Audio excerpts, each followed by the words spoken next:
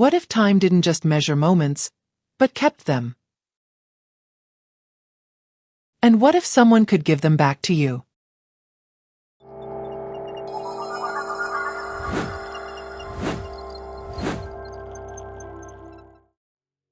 Welcome back to Workday Stories. Let's begin. In a quiet town where the streets emptied early and the lamps glowed like tired stars, there was a small shop at the corner of an alley. Most people walked past it without noticing. The windows were dusty, the sign faded, but if you listened closely at night, you could hear the steady ticking of countless clocks. Inside, an old watchmaker worked long after the world had gone to sleep. His name was Abram. His hands were wrinkled, his back slightly bent, but his eyes, sharp, patient, soft, the way someone looks when they've spent a lifetime handling fragile things. Every night, he sat surrounded by clocks, pocket watches, mantle clocks, cuckoos, grandfathers, each one with a story. Some were cracked, some rusted, some silent for decades. Yet Abram repaired them all, and he never charged a single coin. One evening, a young man named Daniel walked by. He noticed the light burning late and the silhouette of the old man bent over his work. Curiosity pulled him inside. The air smelled of oil and brass. The ticking overlapped in an uneven rhythm, like whispers speaking at the same time. "Good evening," Daniel said. "I walk past here every day. You fix all these clocks, but I've never seen you take money." Abram smiled gently. "I'm not fixing clocks," he said. "I'm fixing moments that were lost." Daniel frowned. "What do you mean?" Abram put down the watch in his hand. "Every clock carries a memory, a birthday, a farewell, a promise. When time stopped for the clock, it stopped for the person too. I mend the clock, and the moment finds its way back." Daniel almost laughed, until he heard it. A faint sound, soft, like a child's laughter. He turned. A tiny silver watch sat on the shelf. As Abram touched it, the crack in the glass shimmered, and the laughter echoed again, just for a second. Daniel stepped back. "What was that?" Abram smiled. "A memory returning to where it belongs." After that, Daniel kept visiting. He watched a widow bring in her late husband's pocket watch. When Abram repaired it, she pressed it to her heart and whispered, "I remember his voice again."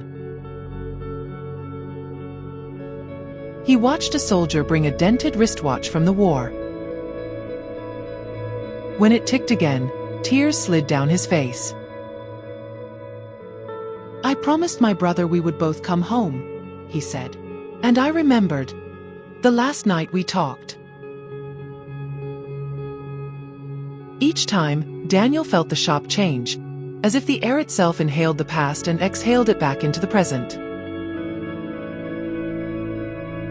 But one night, something shifted. Daniel reached into his coat pocket and felt his own watch. It had stopped. He hadn't noticed until that moment. It was a gift from his father, the last thing he ever gave him. He held it out. "Can you fix this one?" Abram took it carefully, almost reverently. "This watch," he whispered, "it carries a heavy silence. Minutes passed. The shop was so quiet that Daniel could hear his own heartbeat. Then, a soft click. The hands began to move. And Daniel felt something inside him break open.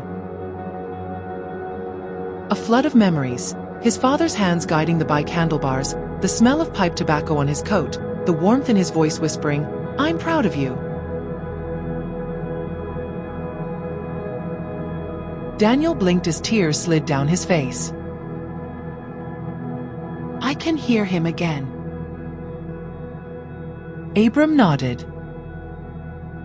Time doesn't take everything. Sometimes it only hides it, waiting for the right moment to return.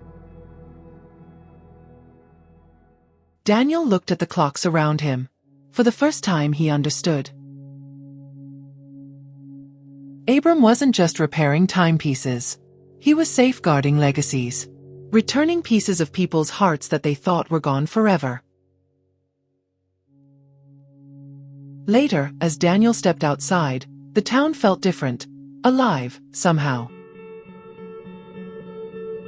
He glanced back at the shop window. Abram was already working on another silent clock, bending over it gently, like someone tending to a fragile soul. Some people count time in hours and minutes. Abram counted it in second chances. Time is fragile, but memories are eternal. What we think is lost can often be found again, if we take the time to honor it. If someone shaped your life, remember them today. Say their name. Speak the memory out loud. And maybe, someone will feel seen because of it. If you felt something while listening, that means this story was meant for you. If this one found you, maybe the next one will too. Subscribe, and stay for the quiet miracles.